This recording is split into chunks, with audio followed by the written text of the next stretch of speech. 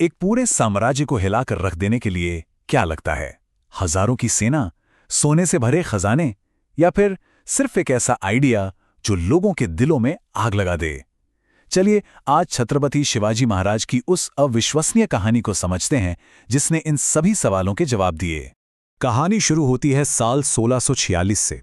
सोचिए, महज 16 साल की उम्र में शिवाजी महाराज ने तोड़ना का किला जीतकर उस पर मराठा ध्वज फहरा दिया। ये उस बहुत बड़े सपने की पहली ईंट थी जिसे वो हकीकत में बदलने वाले थे। अब देखिए, जब उन्होंने ये सफ़र शुरू किया तो उनके पास कोई लाखों की फौज नहीं थी, सिर्फ 2000 सैनिकों की एक छोटी सी टुकड़ी थी। उस दौर के बड़े बड़े साम्राज्यों की विशाल सेनाओं के सामने ये संख्या समझिए कुछ भी नहीं थी। लेकिन कुछ ही सालों में ये छोटी सी टुकड़ी 1 लाख सैनिकों की एक जबरदस्त ताकत में बदल गई। एक ऐसी ताकत जिससे हर कोई खौफ खाता था। ये सिर्फ सैनिकों की संख्या नहीं बढ़ रही थी, ये एक क्रांति की लहर थी जो पूरे दक्कन में फैल रही थी। तो सबसे बड़ा सवाल यही है कि आखिर ये सब हुआ कैसे? एक जागीरदार का बेटा, उस वक्त की सबसे बड़ी ताकत, मुगल सल्तनत के लिए सबसे बड़ी चुनौती कैसे बन गया? चलिए एक एक करके इस पूरी कहानी को समझते हैं। शिवाजी महाराज की पूरी कहानी और उनकी विरासत का सार अगर एक शब्द में समझना हो तो वो है स्वराज। और ये सिर्फ एक शब्द नहीं था, ये वो विचार था जिसने इतिहास का रुख मोड़ दिया। जरा उस दौर में चलते हैं। सोचिए, 17वीं सदी का भारत, मुगल साम्राज्य अपने चरम पर है और समुद्री किनारों पर पुर्तगालियों जैसी विदेशी ताकतों का कब्जा है। मतलब अपनी ही जमीन पर अपने भविष्य के फैसले लेने की आज़ादी आम लोगों के पास नहीं थी। ऐसे माहौल में शिवाजी महाराज एक सपना लेकर आए, हिंदवी स्वराज। इसका सीधा सा मतलब था अपना राज। ये क्रांतिकारी आइडिया था कि शासन लोगों का हो, अपनी मिट्टी का हो, किसी बाहरी ताकत का नहीं। ये कोई पॉलिटिकल स्लोगन नहीं था, बल्कि लोगों के सम्मान और स्वाभिमान को जगाने वाली एक पुकार थी। अब इतना बड़ा सपना देखने वाले शिवाजी का पालन पोषण भी तो असाधारण ही था। उनके गुरु, उनका बचपन और उनका माहौल, हर चीज उन्हें उस महान भूमिका के लिए तैयार कर रही थी जो उन्हें निभानी थी। उनकी तालीम के 2 बड़े मजबूत स्तंभ थे। एक तरफ थीं उनकी माँ जीजाबाई, जो उनकी पहली गुरु थीं। उन्होंने शिवाजी के चरित्र को गढ़ा, उन्हें एडमिनिस्ट्रेशन सिखाया और रामायण महाभारत की कहानियां सुनाकर एक आदर्श राजा के सिद्धांत सिखाए।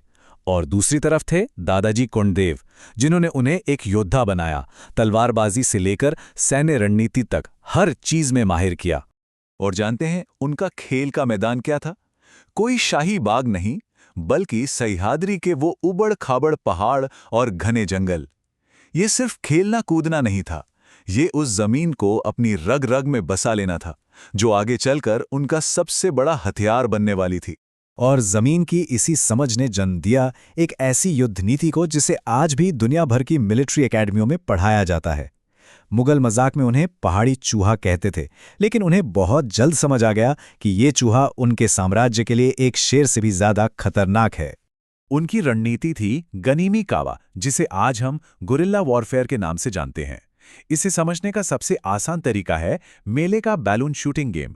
जरूरी नहीं कि आप एक प्रोफेशनल शूटर हो, लेकिन अगर आप सही मौका देखकर, छिपकर अचानक निशाना लगाते हैं तो आपका निशाना भी लग सकता है। शिवाजी ने यही रणनीति अपनाई, लेकिन जंग के मैदान में उनकी स्ट्रैटेजी के 4 सीधे सरल स्टेप्स थे।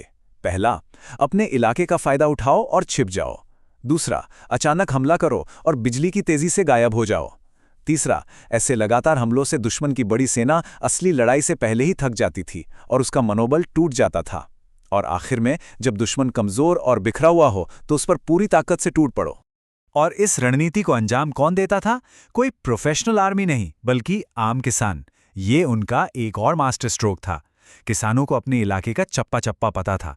वे पहाड़ों में किसी भी सैनिक से ज्यादा फुर्तीले और सहनशील थे। और सबसे बड़ी बात, वो सिर्फ तनख्वाह के लिए नहीं, बल्कि अपनी जमीन, अपने घर, अपने स्वराज के लिए लड़ रहे थे। उनका जज्बा किसी भी भाड़े की सेना से कहीं ज्यादा मजबूत था। शिवाजी महाराज की असली प्रतिभा सिर्फ बाहुबल में नहीं, बल्कि उनके तेज दिमाग में थी।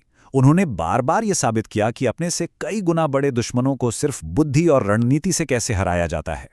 इसका सबसे बड़ा उदाहरण है प्रतापगढ़ में अफजल खान से हुआ मुकाबला। अफजल खान बीजापुर का एक बहुत बड़ा और क्रूर सेनापति 10,000 सैनिकों के साथ शिवाजी को पकड़ने आया था। उसने एक चाल चली, एक पर्सनल मीटिंग का ऑफर दिया, शर्त ये कि दोनों अकेले और बिना हथियारों के मिलेंगे। उसका असली इरादा शिवाजी को धोखे से मारना था, लेकिन शिवाजी अपने दुश्मन को बखूबी जानते थे। उन्होंने मीटिंग का न्योता स्वीकार किया, मगर पूरी तैयारी के साथ। और हुआ भी वही जिसका शिवाजी को अंदेशा था। जैसे ही अफजल खां गले मिला, उसने अपनी कटार शिवाजी की पीठ में घोंप दी, लेकिन शिवाजी के कपड़ों के नीचे छिपा था लोहे का कवच, जिसने उन्हें बचा लिया। और इससे पहले कि खान कुछ समझ पाता, शिवाजी ने अपने हाथ में छिपे वाघनख यानी बाघ के पंजों जैसे हथियार से उसका पेट चीर दिया। ये ताकत की नहीं, बल्कि दूरदर्शिता और तैयारी की जीत थी। एक और किस्सा शाइस्ता खान पर हमले का है। औरंगजेब का मामा शाइस्ता खान पुणे के लाल महल पर डेरा डाले बैठा था। शिवाजी अपने 400 सैनिकों के साथ एक नकली बारात बनाकर रात के अंधेरे में सीधे महल में घुस गए। हमला इतना अचानक और जोरदार था कि शाइस्ता खान को अपनी जान बचाने के लिए खिड़की से कूदना पड़ा, और इस भगदड़ में वो अपनी 3 उंगलियां भी गंवा बैठा। शिवाजी का सफर हमेशा जीत से भरा नहीं रहा। उन्होंने हार भी देखी, लेकिन उन्होंने कभी हिम्मत नहीं हारी। उनकी कैद और वहां से फरार होने की कहानी किसी भी रोमांचक फिल्म से कम नहीं है। एक बड़ी लड़ाई में हार के बाद शिवाजी को एक संधि करनी पड़ी, जिसके तहत उन्हें अपने जीते हुए 23 किले मुगलों को देने पड़े। इसके बाद औरंगजेब ने उन्हें आगरा बुलाया, जहां धोखे से उन्हें और उनके बेटे को नजरबंद कर दिया गया। यहां शिवाजी की चतुराई एक बार फिर काम आई। उन्होंने बीमार होने का नाटक किया, फिर सेहत की दुआ के लिए रोजाना साधु संतों को फल और मिठाइयों से भरी बड़ी बड़ी टोकरियां भेजने की इजाजत मांगी। शुरू में तो पहरेदार हर टोकरी की जांच करते थे, लेकिन रोज रोज का काम होने पर वो ढीले पड़ गए, और बस एक दिन शिवाजी और उनके बेटे संभाजी उन्हीं टोकरियों में बैठकर किले से ऐसे निकल गए जैसे कभी वहां थे ही नहीं।